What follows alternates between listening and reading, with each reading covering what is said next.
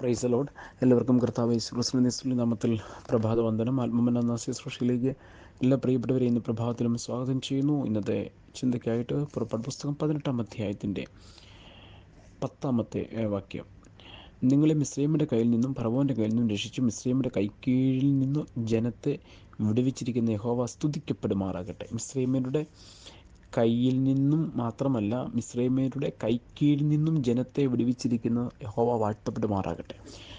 ഇവിടെ മിദ്യാനിലെ പുരോഹിതനായ യിത്രോ പറയുന്ന വാക്കുകളാണ്. ദൈവത്തിന് നന്ദി പറയുക, ദൈവത്തിന് സ്തുതിക്കുന്ന ഒരു ഭാഗമാണ്. അതിൽ പറഞ്ഞൊരു വാക്കാണ് എന്നെ ഇന്ന് പ്രഭാതത്തിൽ ചിന്തിപ്പിച്ചത്. ഈ ആത്മമന്നായുടെ ശുശ്രൂഷ ശ്രദ്ധിക്കുന്ന എല്ലാവരെയും കർത്താവ് അനുഗ്രഹിക്കട്ടെ.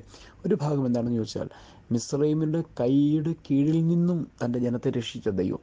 അപ്പോൾ കയ്യിൽ നിന്ന് വിടുവിച്ചു എന്ന് പറഞ്ഞിട്ട് വീണ്ടും എടുത്തു പറയുകയാണ്, മിസ്രയീമിൻ്റെ കൈക്കീഴിൽ നിന്നും. അപ്പോൾ ചിലതിൻ്റെ അടിമത്തത്തിൽ നിന്നും ദൈവം നമ്മളെ വിടുവിക്കുന്ന ദൈവമാണ്.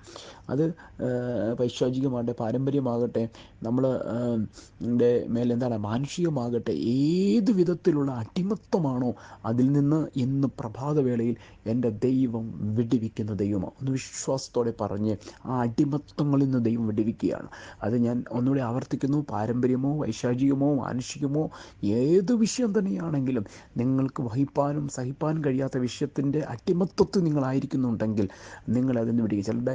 ചിലരുടെ വാക്കുകൾ കൊണ്ടുള്ള അടിമത്തമായിരിക്കാം.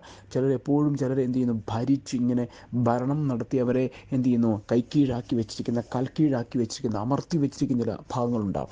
ഒരിക്കലും അവർക്ക് അതിൽ നിന്നൊന്നും മോചിക്കപ്പെടുവാൻ സാധിക്കാത്ത ചില സാഹചര്യങ്ങൾ, കണ്ണുനീരോടെ പ്രാർത്ഥിക്കുന്ന ചിലർ ഇന്ന് പ്രഭാതത്തിൽ എന്നെ കേൾക്കുന്നുണ്ട്. പരിശുദ്ധാത്മാവ് പറയുന്നു, കുഞ്ഞേ, ഈ ദിവസങ്ങളിൽ നിൻ്റെ വിടുതലാണ്, ഈ ആഴ്ചകളിൽ നിൻ്റെ വിടുതലാണ്. ഈ ദിവസങ്ങളിൽ അതേ കരഞ്ഞുകൊണ്ടിരിക്കുന്ന പ്രിയപ്പെട്ടവർക്ക് വേണ്ടി ദൈവത്തിൻ്റെ അത്ഭുതത്തിൻ്റെ കരം വെളിപ്പെട്ട് കഴിഞ്ഞിരിക്കാൻ ഞാൻ ദൈവത്തിന് സ്തോത്രം ചെയ്യുന്നു. എന്തുകൊണ്ടെന്നാൽ ചിലതിൻ്റെ അടിമത്തത്തിൻ്റെ കീഴിൽ നിന്ന്, കൈക്കീഴിൽ നിന്ന് ദൈവം വിടുവിക്കാൻ പോവുകയാണ്.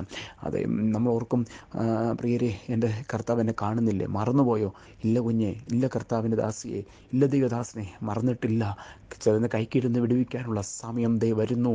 ഇന്ന് പ്രഭാതത്തിൽ അങ്ങനെ സംഭവിക്കാൻ പോവുകയാണ്. ഈ ദിവസങ്ങളിലൊക്കെ അതൊന്ന് വിശ്വസിച്ച് സ്തോത്രം ചെയ്ത് ദൈവസന്നിധി പ്രാർത്ഥിച്ചു. ചിലതിൻ്റെ കൈക്കീഴിൽ നിന്നുള്ള വിടുതൽ നിങ്ങളുടെ കണ്ണാൽ നിങ്ങൾക്ക് കാണാൻ അതേ സാധിക്കും. ഇവിടെ വായിക്കുന്നു, മിസ്രയീമ്യരുടെ കൈക്കീഴിൽ നിന്നും തൻ്റെ ജനത്തെ വിടുവിച്ചു. വിളിച്ചു പറഞ്ഞ്, മിസ്രയീമിൻ്റെ കൈക്കീഴിൽ തൻ്റെ ജനത്തെ വിടുവിച്ചതുപോലെ ചിലതിൻ്റെ കൈക്കീഴിൽ നിന്നും എന്നെയും എൻ്റെ കുടുംബത്തെയും എൻ്റെ പ്രിയപ്പെട്ടവരെയും ദൈവം വിടുവിക്കും. പ്രാർത്ഥിക്കാം. പിതാവേ, വചനത്തിനാണ് സ്തോത്രം. അവിടെ നിന്ന് എല്ലാവരെയും അനുഗ്രഹിച്ചാട്ടെ, യേശുവിൻ നാമത്തിൽ തന്നെ. ആമേൻ, ആമേൻ. കർത്താവ് നമ്മെ അനുഗ്രഹിക്കട്ടെ. God bless you.